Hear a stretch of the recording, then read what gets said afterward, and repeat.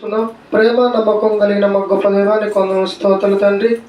గడిచిన దినాలంతట్లో నాయన మమ్మల్ని క్షేమంగా కాపాడి యువతకాల సమయంలో నా తండ్రి నీ మాటలు వినే భాగ్యాన్ని ప్రసాదించినందుకు కృతజ్ఞతాస్తుతులు చెల్లించుకుంటూ నీ వాక్య భాగంలోకి వెళుతుండగా సమయోచితమైన జ్ఞానాన్ని దయచేయమని యేసుక్రీస్తు నామములో ప్రార్థనకు సమర్పించుకున్నాం తండ్రి, ఆమేన్. కూడి వచ్చిన మీ అందరికీ ప్రభువైన యేసుక్రీస్తు నామములో అందరికీ వందనాలు, శుభములు తెలియజేస్తున్నాను. ప్రియమైన దేవుని వలన మరి ఈరోజు ఒక మంచి అంశాన్ని మనం ధ్యానం చేసుకుందాము. అందరూ శ్రద్ధగా వినవలసిందిగా ప్రేమపూర్వకంగా మీకు తెలియజేస్తున్నాను. ఆశీర్వాదం అనగానేమి, నేడు నాడు ఒకేలాగా ఉందా అనే పాఠాన్ని మనం ధ్యానం చేసుకుందాం. చాలా జాగ్రత్తగా మరి యొక్క పాఠాన్ని వినవలసిందిగా తెలియజేస్తున్నాను. ఎందుకంటే ప్రతి మనిషి ఒక దైవ సేవకుల ద్వారాగా ప్రార్థన చేయించుకోవడం మనందరికీ తెలుసు. ప్రార్థన చేసేటప్పుడు చాలామంది తండ్రి ఈ కుటుంబాన్ని దీవించండి, ఈ కుటుంబాన్ని ఆశీర్వదించండి అని ప్రార్థన చేయడం మనకు తెలుసు. ప్రియమైన దేవుని వలన ఇలా ప్రార్థన చేసేటప్పుడు బైబిల్లో దేవుడు ఏమి రాయించాడు, మనం ఎలాంటి ప్రార్థన చేయాలి, ఈ ఆశీర్వాదం వెనకాల ఉన్న అసలు అర్థం ఏంటో అనేది మనం ఆలోచించాలి. బైబిల్లోనికి వెళ్ళి ఆలోచించలేకపోతే మనం చేసే ప్రార్థన దేవునికి అనుకూలంగా ఉందో లేదో అనేది మనకి అర్థం కాదు. ఆ ప్రార్థన దేవుడు వింటున్నాడో లేదో అనేది కూడా తెలుసుకోవాలి.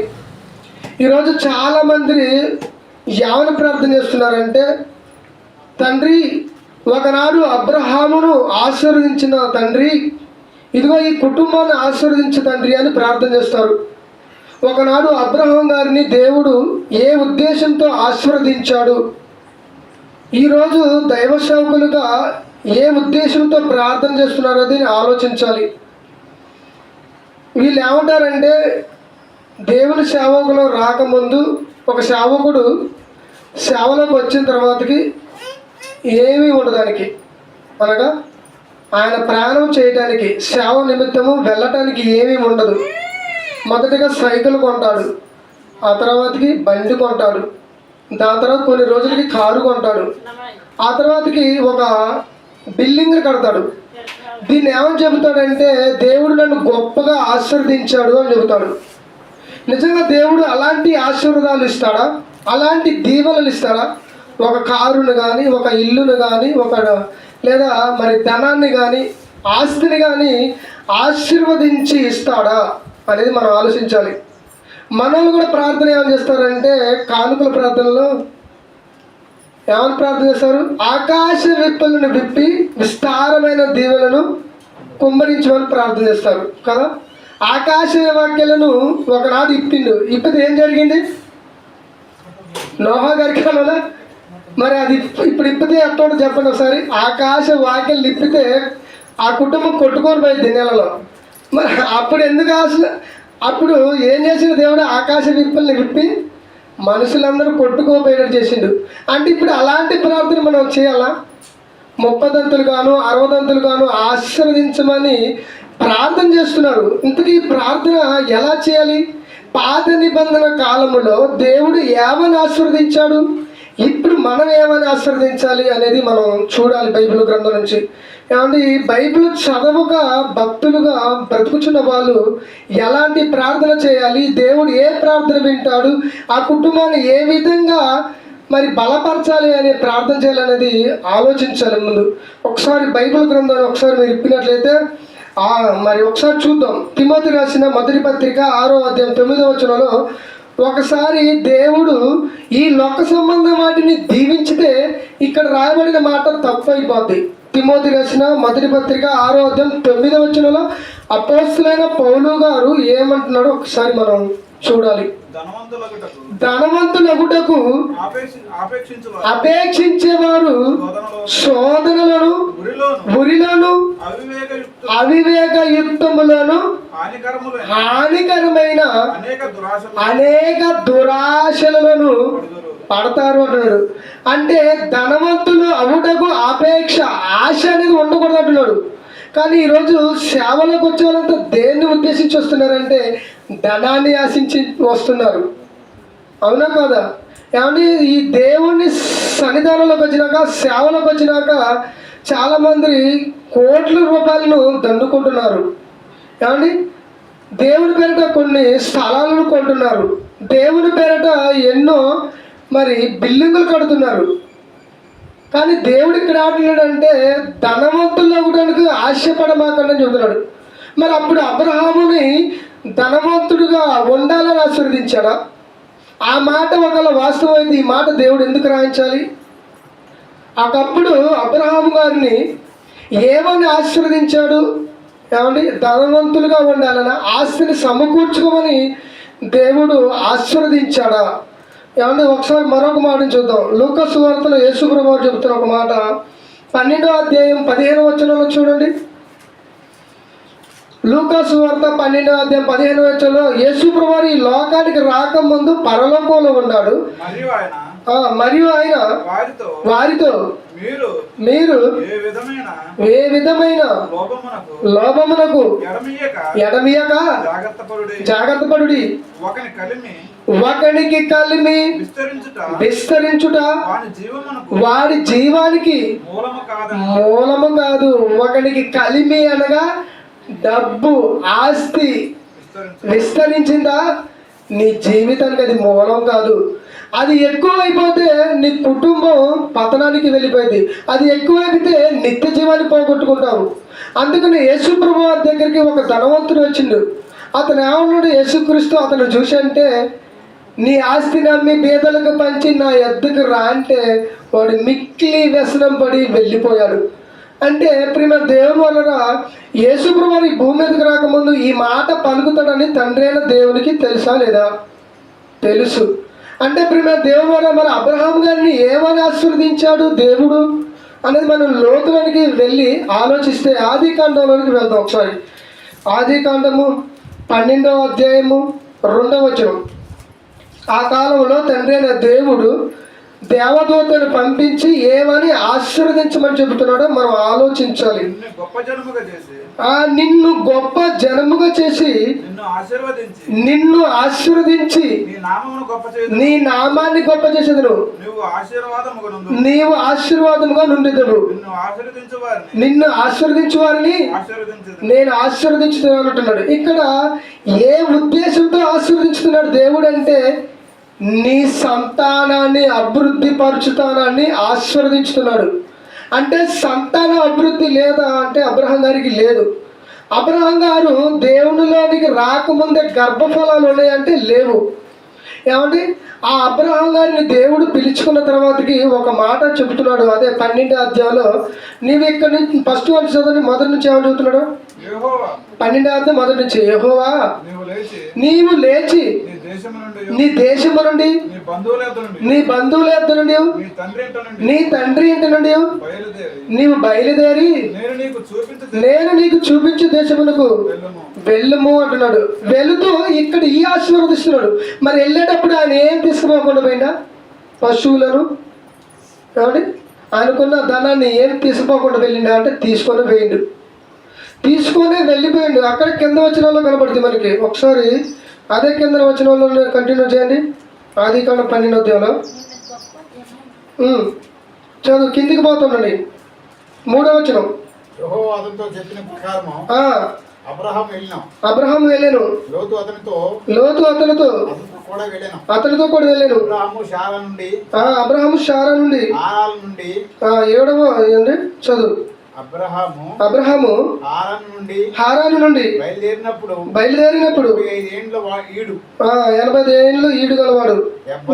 75 ఏళ్ళు ఈడు గలవాడు. అబ్రహాము తన భార్య అయిన శారాతో తన సహోదరులను లోతును హారాను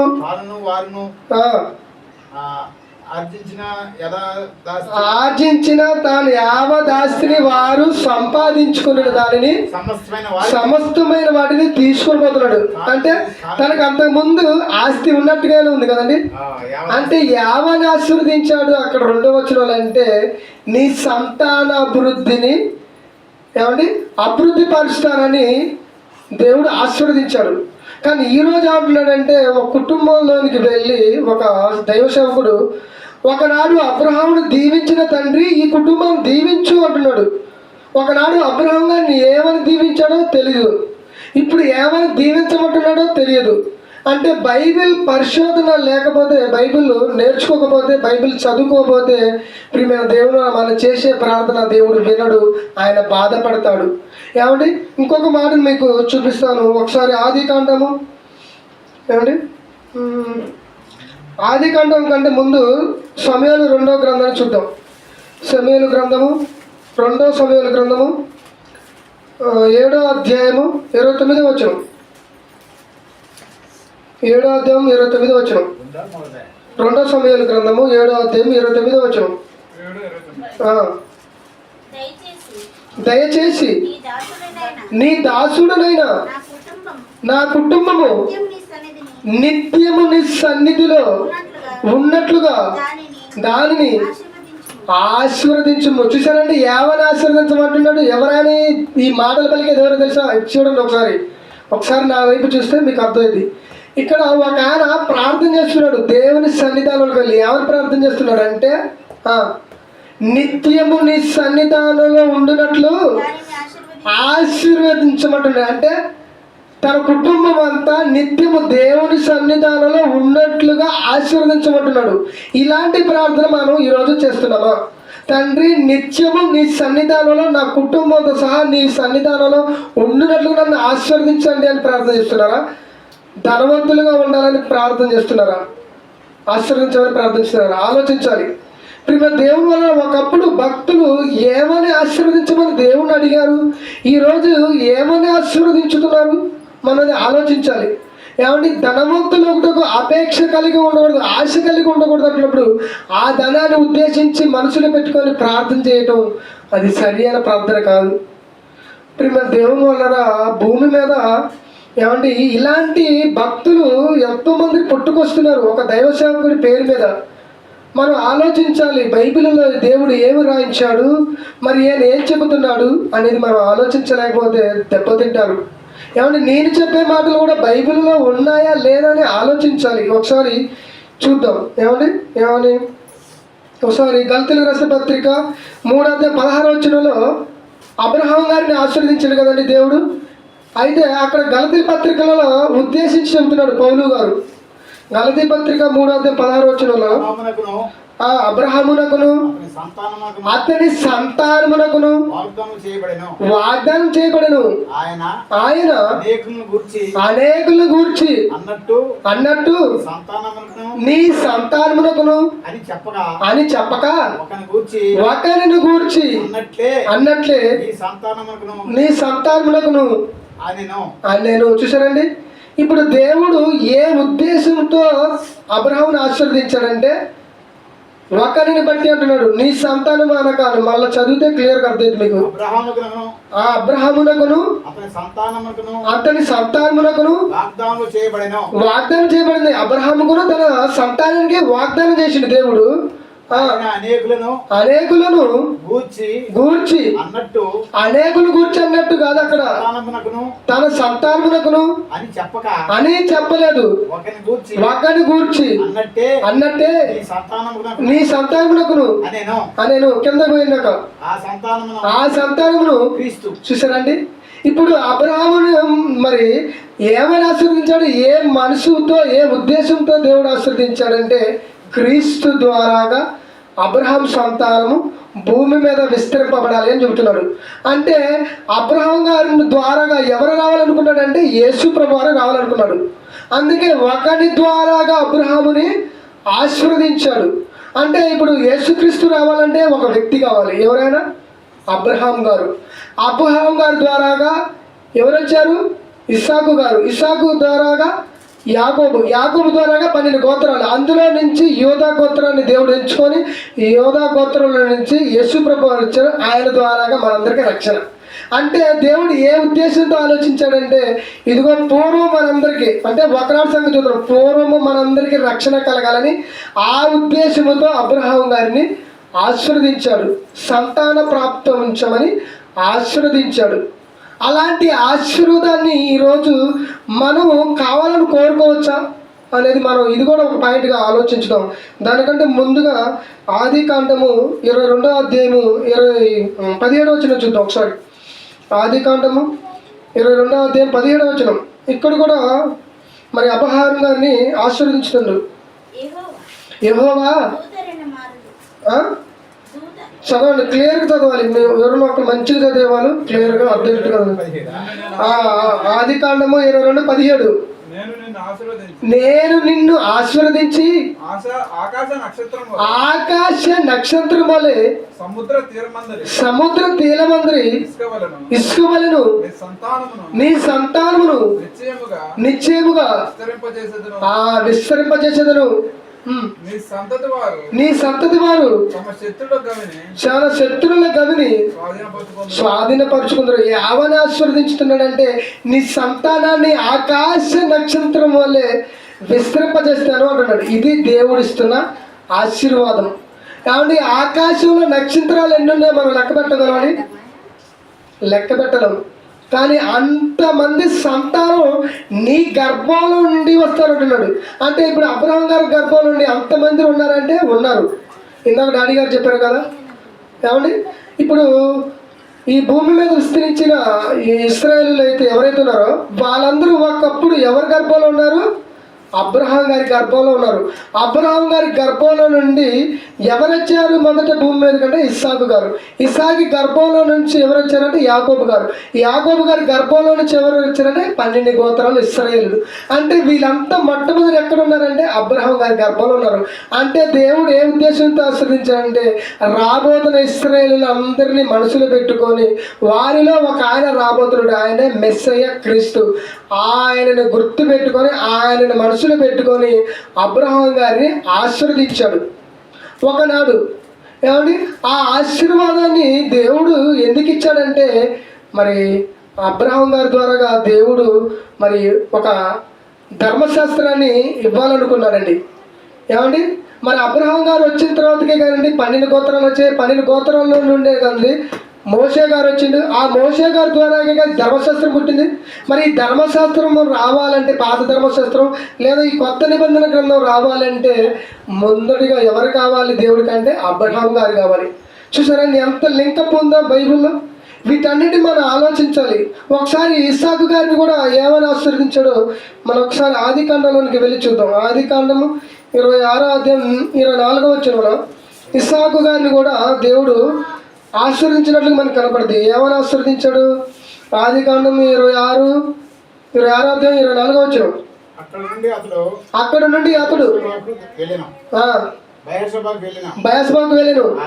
ఆ రాత్రి అతనికి ప్రత్యక్షమై, నేను నీ తండ్రి అయిన అబ్రహామునకు అబ్రహాం దేవుడను నేను నీకు తోడై ఉన్నాను, నువ్వు భయపడమాకము, నా దాసుడైన అబ్రహామును బట్టి నిన్ను ఆశీర్వదిస్తున్నాను, నీ సంతానమును విస్తరింపజేసేదని చెప్పారు. చూసారండి, ఇక్కడ కూడా ఇస్సాకు గారికి ఏమని చెప్తున్నాడంటే, నీ సంతాన అభివృద్ధి పొందాలని నేను ఆశీర్వదిస్తున్నాను అంటున్నాడు.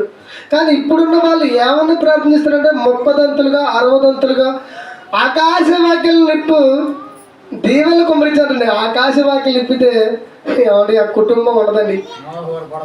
దేవుని వల్ల నోవహు కాలంలో ఆకాశ వాక్యాలు నిప్పితే వాళ్ళంతా నేలలో కొట్టుకొని పోయారు. మరి అలాంటి ప్రార్థన మనం ఇప్పుడు చేయాల్సిన అవసరం లేదు. ప్రియమైన దేవుని వలన దేవుడు ఏ ఉద్దేశంతో ఆశీర్వదించాడు, మనం ఏ ఉద్దేశంతో ఆశీర్వదించాలి అనేది మనం కోరుకోవాలి. ఏమంటే దావీదు గారు ఏమని కోరుకున్నాడో మరొక మాటను మరి మనం చూద్దాం. దినవృత్తాంతముల మొదటి గ్రంథము 17వ అధ్యాయం 27వ వచనం చూద్దాం ఒకసారి. దినవృత్తాంతము మొదటి గ్రంథము 17వ అధ్యాయం 27వ వచనంలో దావీదు గారు మరొక చోట ప్రార్థించుతున్నాడు. దేవుడికి ఏమని ప్రార్థిస్తున్నాడో ఒకసారి మనం చూద్దాం. ఈ ప్రార్థన మీరు గుర్తుపెట్టుకోవాలి ఒకసారి. ఏమంటున్నాడు? మొదటి దినవృత్తాంతాల గ్రంథము 17వ అధ్యాయము 27వ వచనం. మొదటి దినవృత్తాంతాల గ్రంథము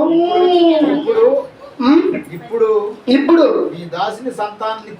నీ దాసుడి యొక్క సంతానము నిశ్చయము నీ సన్నిధిని ఉండునట్లుగా దానిని ఆశీర్వదించమంటున్నాడు. ఒకసారి మైకు తీసుకో. ఏమని చెప్తున్నాడు? మరొకసారి చదువుదాం. ఇప్పుడు నీ దాసుడి యొక్క సంతతిని నిత్యము నీ సన్నిధిలో ఉండునట్లుగా దానినే ఆశీర్వదించమంటున్నాడు, దానినే దీవించమంటున్నాడు. నిత్యము నీ సన్నిధిలో నీ దాసుడి యొక్క సంతతి. ఎవరా దాసుడు? అబ్రహాము గారు. ఏమండి? అబ్రహాం గారి సంతానాన్ని లేదా అబ్రహాం గారి నుంచి గర్భం వచ్చిన ఆ కుటుంబం అంతా నిత్యము నీ సన్నిధిలో ఉండినట్లు వారిని ఆశీర్వదించు, వాళ్ళని దీవించు తండ్రి అని మరి మనవ చేస్తున్నాడు అబ్రహాం గారు దేవునికి. ఏమండి? ఇలాంటి ప్రార్థన ఈరోజు చేస్తున్నారా క్రైస్తవులు?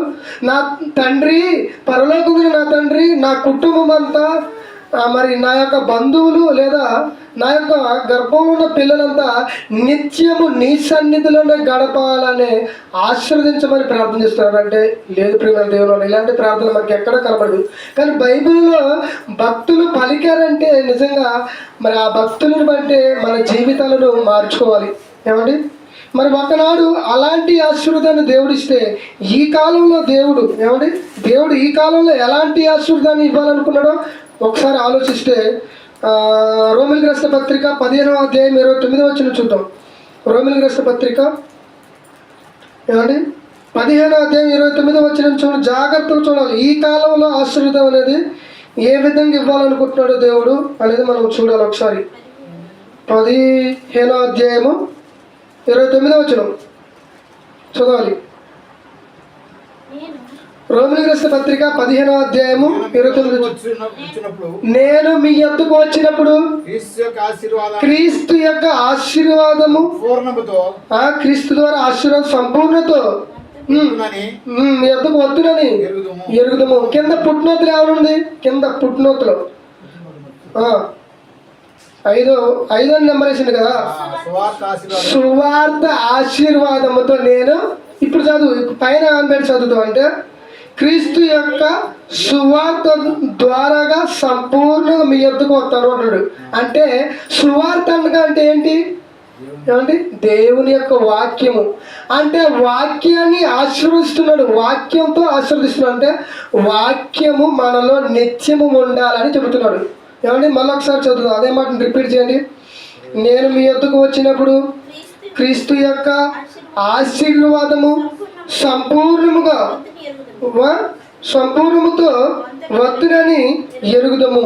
క్రీస్తు యొక్క ఆశీర్వాదంతో అంటే క్రీస్తు యొక్క సువార్తతో నేను మీ వద్దకు వస్తాను, మిమ్మల్ని ఆశీర్వదిస్తాను. ఏమనంటే సువార్తను మీ మీద ఉండినట్లుగా ఆశీర్వదిస్తానని ఇక్కడ అపోస్తులైన పౌలు ద్వారాగా మనకు అర్థమవుతుంది. అంటే ప్రియమైన దేవుని మనం ఏమని ఆశీర్వదించాలంటే తన కుటుంబము నిత్యం వాక్యముతో నింపబడాలి అనే ఆశీర్వాదం అనేది ఇవ్వాలనేది పౌలు గారి యొక్క ముఖ్య ఉద్దేశం. మరొకసారి చూద్దాం. ఎఫెసీయులకు రాసిన పత్రిక 1వ అధ్యాయము 1వ అధ్యాయం 3వ వచనంలో చూడండి ఒకసారి. 1వ అధ్యాయం 3వ వచనంలో అక్కడ ఉంటున్న అపోస్తలులైన పౌలు గారు చదవాలి. మన ప్రభు అయిన యేసుక్రీస్తు యొక్క తండ్రి యొక్క దేవుడు స్తుతింపబడును గాక. ఆయన క్రీస్తునందు పరలోక విషయములో ఆత్మ సంబంధమైన ప్రతి ఆశీర్వాదము మనకు అనుగ్రహించను. చూడండి ఏమంటున్నాడు? మళ్ళొకసారి చదువుదాం. ఏమండి? మళ్ళొకసారి ఆ మాటను కంటిన్యూ చేయండి. మన ప్రభు అయిన యేసుక్రీస్తు యొక్క తండ్రి యొక్క దేవుడు స్తుతింపబడును గాక. ఆయన క్రీస్తునందు పరలోక విషయంలోను ఆత్మ సంబంధమైన చూసారంటే పరలోకమందును ఆత్మ సంబంధమైన ప్రతి ఆశీర్వాదము. ఆత్మ సంబంధమైన అంటే ఏంటి? ఆత్మ సంబంధమైన ఆలోచనలు, ఆత్మ సంబంధమైన క్రియలు. ఏ ఆత్మ అంటే పరిశుద్ధాత్మ. ఏమండి, పరిశుద్ధాత్మ మనలోకి వచ్చిన తర్వాతకి యేసుప్రభు ఒక మాట ఏమనంటే మిమ్మల్ని సర్వసత్యములోనికి నడిపించున్నాడు. అంటే పరలోకానికి ఆత్మకి సంబంధం పెడుతున్నాడు. అలాంటి ఆశీర్వాదం అంటే పరిశుద్ధాత్మ మనలోనికి రావాలనే ఆశీర్వాదం.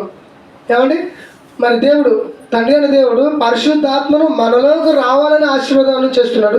అలాగే పరలోకానికి సంబంధించిన అంటే పరలోకంలో కన్న తండ్రి అయిన దేవుడు ఉన్నాడు కదా, ఆయన యొక్క ఆలోచన ఏంటనేది మనం తెలుసుకోవాలని అలాంటి ఆశీర్వాదాన్ని ఇక్కడ మనకి ఇస్తున్నట్టు తెలుస్తుంది. అంటే ఇప్పుడు దేవుని వలన ప్రతి దైవ సేవకుడు ఏమైనా ప్రార్థన చేయాలంటే మొదటిగా ఈ కుటుంబం నిత్యము దేవుని సన్నిధానంలో ఉండాలని ఆశీర్వదించాలి. 2, ఈ కుటుంబము నిత్యం వాక్యంతో నింపబడాలని ఆశీర్వదించాలి. 3, నిత్యం ఈ కుటుంబం పరలోకానికి పరిశుద్ధాత్మ అనుసంబంధం కలిగి ఉండాలని ప్రార్థన చేయాలి. ఇలాంటి దీవెనలు అనేది ఇవ్వాలి అనేది ఈ కాలంలో మనం తెలుసుకోవాలి.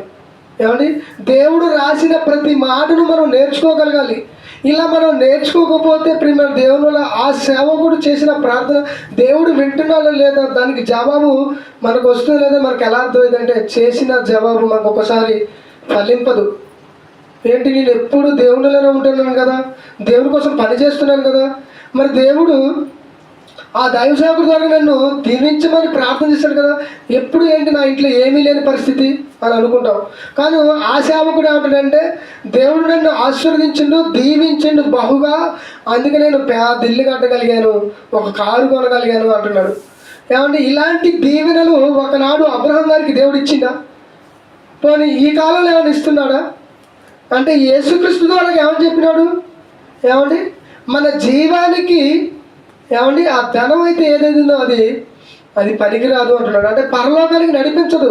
ధనాన్ని ఎక్కువగా మనం సంపాదించుకోవాలని ఆశపడితే ఆ ధనం మన పరలోకానికి నడిపించదు. ఆ ధనం కోసమే దేవుని వాక్యాన్ని పక్కన పెట్టి మనం వెళితే ప్రియమైన దేవుడు ఆ ధనం నిలబడదు.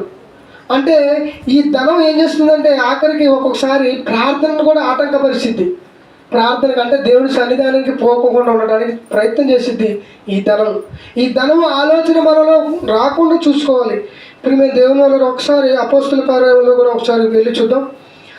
అపోస్తుల కార్యాలయము 3:26 అక్కడ ఏమని ఆశ్చర్య ప్రార్థన మనకి కనబడుతుందో చూద్దాం. 3:26 మీలో ప్రతి వాడిని వాని యొక్క దుష్టత్వములో నుండి మళ్లించడం వలన మిమ్మల్ని ఆశీర్వదించుటకు ఆయనను ఆయన ఎదుట మీ యొద్దకు పంపునని చెప్పాను. ఏమంటున్నాడు మళ్ళొక్కసారి చూద్దాం. ఏమంటే 26 అపోస్తుల కార్యాలయం 3:26 చూద్దాం.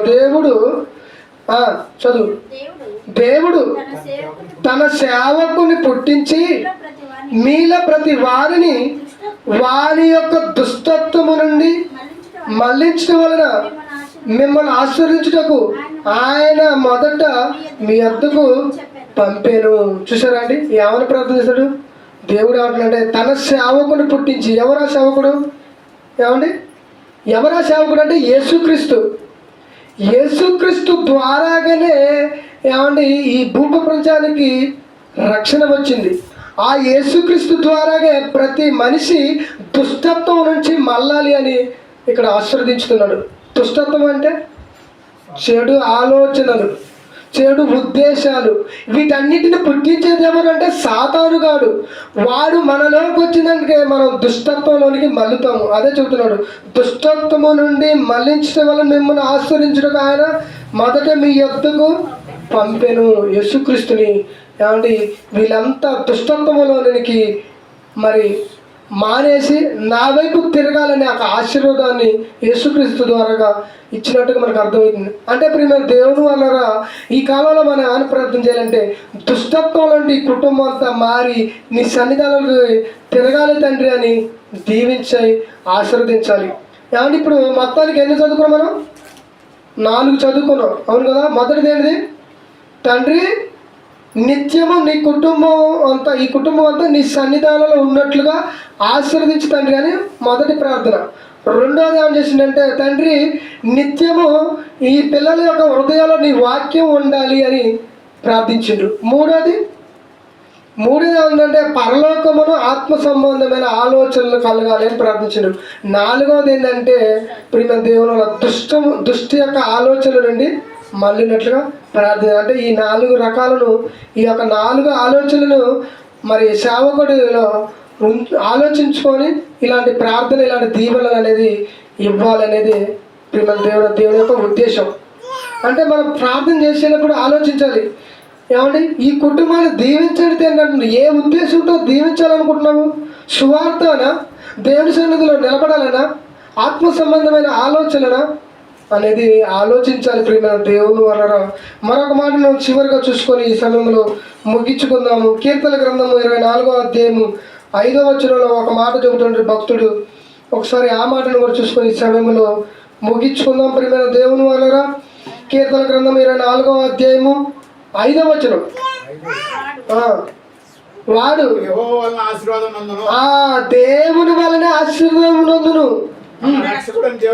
తన రక్షకుడైన దేవుని వలనే నీతి తత్వము, నీతి యొక్క తత్వమును నొందును. చూసారండి, దేవుడు ఎవరు ఆశీర్వదించుతున్నాడు? లాస్ట్గా ఏమండి, ఎవరు ఆశీర్వదించే? నీతి తత్వము. నీతి అనగా వాక్యము, మత్వం అన్న తత్వం రెండు ఒకటే అనుకోండి. అయితే దేవుడు ఎవరు నీతి అని చెప్పింది అక్కడ. నీతి అనగా వాక్యమే. ఆ వాక్యముతో కుటుంబం ఆశీర్వదింపబడాలి.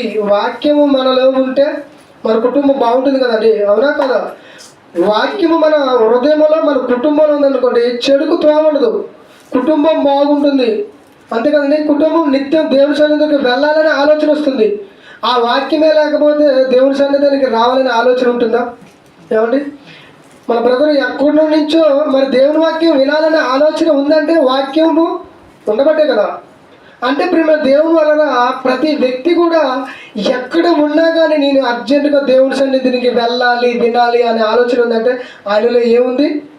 నీతి. నీతి అనగా వాక్యము. అంటే ఇలాంటి ఆశీర్వాదాన్ని దేవుడు ఇచ్చాడు ఒకనాడు, ఏమండి, అవునా కదా? అబ్రహాం గారి ద్వారాగా అలాంటి ఆశీర్వాదం. అంటే ఒకప్పుడేమో సంతాన ప్రాప్తి ఆశీర్వదించాడు, ఇప్పుడేమైనా ఆశీర్వదించాడంటే మరి నీతి అనగా వాక్యముతో నింపబడాలనే ఆశీర్వాదాన్ని దేవుడు ఇవ్వమంటున్నాడు. ఒకనాడు అబ్రహాం గారికి సంతానం లేదు కాబట్టి ఆ సంతానం ద్వారాగా రక్షణను కలిగించాలనుకున్నాడు ప్రపంచానికి, ప్రతి మనిషికి, ప్రపంచంలో ప్రతి మనిషికి. మరి ఈరోజు మన ద్వారాగా సువార్త ప్రకటింపబడాలి అంటే మనల్ని నీతి ద్వారాగా దేవుడు ఆశీర్వదిస్తున్నాడు. నీతి అనగా వాక్యము. ఇప్పుడు మీరు ప్రతి వారము, ప్రతి మరి నెల ఏమంటే ఎక్కడ సెమినార్లు పెట్టినా మీరు వింటున్నారు కదా. విన్న దాన్ని బట్టి మీరేం చేస్తున్నారు?